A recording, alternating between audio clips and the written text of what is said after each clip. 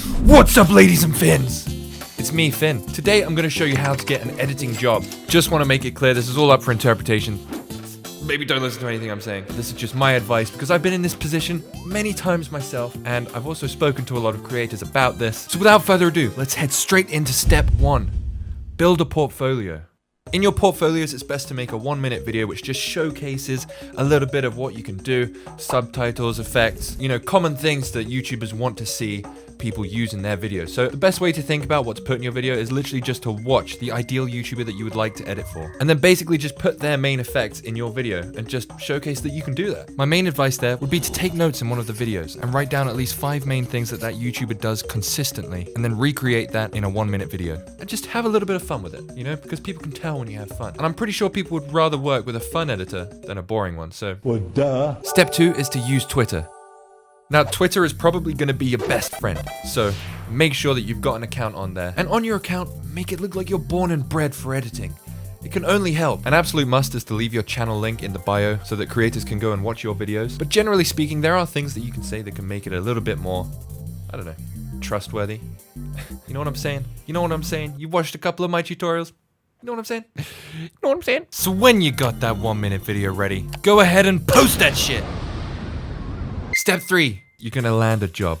If you've made a compelling case, then you're gonna have about 1 billion DMs from smaller channels, all asking you to edit for them for about $1 per minute of video, for usually 10 to 20 minute videos. Or even better, pay you in exposure.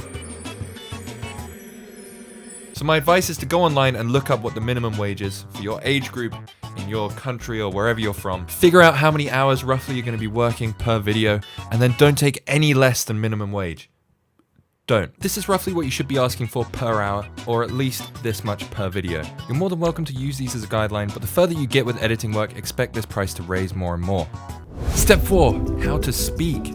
Now, some of you might not know how to speak generally, and I can't teach you how to do that, but I can teach you how to speak in the right way when you're applying for an editing job. So let's go through that. You gotta start thinking like a professional. I'm just gonna be completely honest. Ain't no one wanna be dealing with kiddies.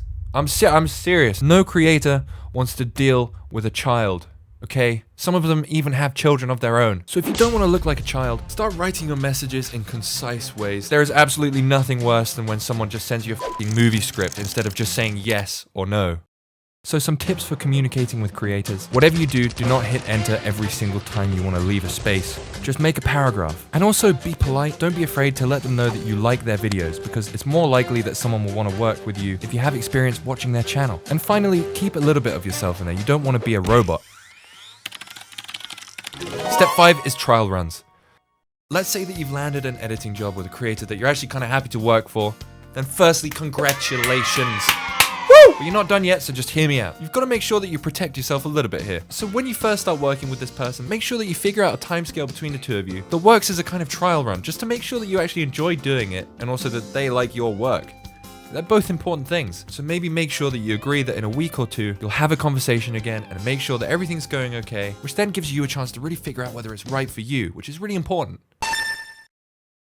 In conclusion, I'm not very well. Basically, just don't be a dick, if you're a creator, try and be understanding of the editor's needs. And if you're an editor looking for work, not every YouTuber is Logan Paul, so don't expect them to have tons of money to throw at you. So let's try and achieve that balance of respect between one another. And remember, creators, that you're setting an example, because some of these editors one day will be hiring editors themselves. So now's your chance to be a good role model, and maybe you could genuinely change someone's life. Anyways, I'm gonna go rest. I'm sure I've missed a whole ton in this video, but I hope that it actually helps some people out there. Take care of yourselves, wash your hands, subscribe to my gaming channel. That's a new thing I'm doing. But most importantly, get out of here. Go on. Yeah, you get out of here. Go! Like that now, you better go and get the home. I've got your back now.